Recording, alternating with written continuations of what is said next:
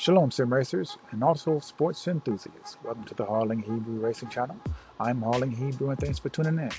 Today we're discussing the T80 racing wheel. The T80 is Thrustmaster's introductory wheel of a wide variety of racing wheel peripherals and also the first racing wheel peripheral fully compatible to Sony's next-gen PS4 console. Thrustmaster provides this variety of wheels and ecosystem to meet everyone at their skill and economic comfortability level. And people that are new to sim racing or that are D-pad controller users, Thrustmaster T80 is a great start to making that transition to wheeler racing for full immersion into the auto racing simulation experience. The T80 is the least expensive wheel on the Thrustmaster wheeler roster. Starting price is about $99. The T80 is a non-modular wheel, which means wheel and pedals are not interchangeable or upgradable.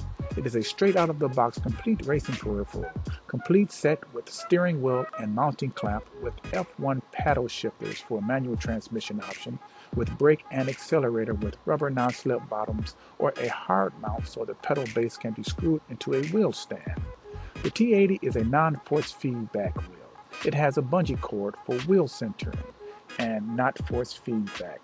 For those who don't know what force feedback is a computed program to simulate the tire physics.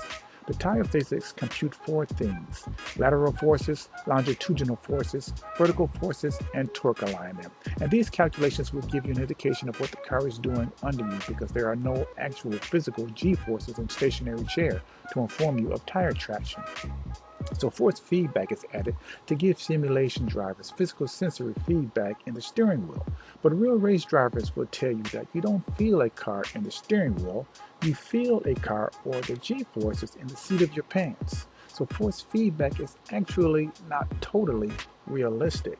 It only gives sim racers cues of what the car is doing under him, because as we said, there are no G-forces in sim racing.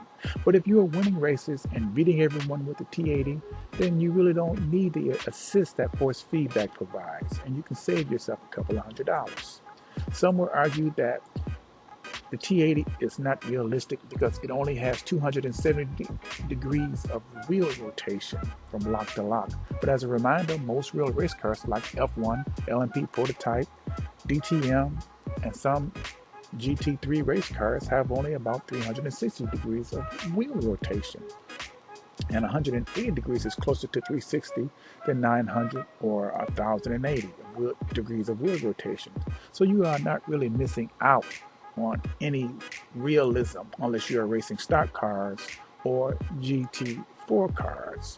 The T80 is a very precision wheel with 270 degrees of wheel rotation lock to lock. F1 type steering wheel rotation is not designed to be turned hand over hand. That's for quicker steering response. Only GT4 cars or less have complete oval steering wheels.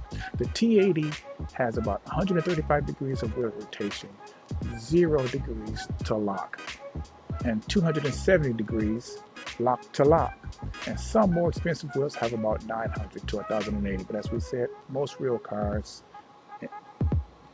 only have about 360. The throttle and brake control of the T80 far exceeds that of the DS4 controller, and the steering is precision in holding a line in a long curve, which is almost impossible with a controller. And if you prefer a manual transmission, as we said before, the F1 paddle shifter is included on the T80 racing wheel. And if you race with an Xbox One console, there's also the Ferrari Spider racing wheel as an option on that console. Well, I hope this video has helped you make a decision in choosing a wheel that fits your desire or your investment needs. Thank you for watching the Harling Hebrew Racing Channel, and I'll see you on the grid. Shalom.